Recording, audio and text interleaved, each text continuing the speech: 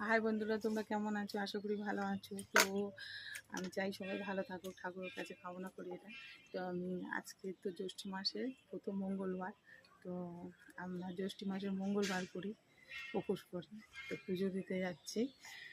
এটার মধ্যে অনেক, এটাই খাওয়া মেন জিনিস। এর মধ্যে জব আছে, চাল আছে, তুলসী পাতা আছে, এগুলো দিয়ে এটা দিয়ে খেতে হয়।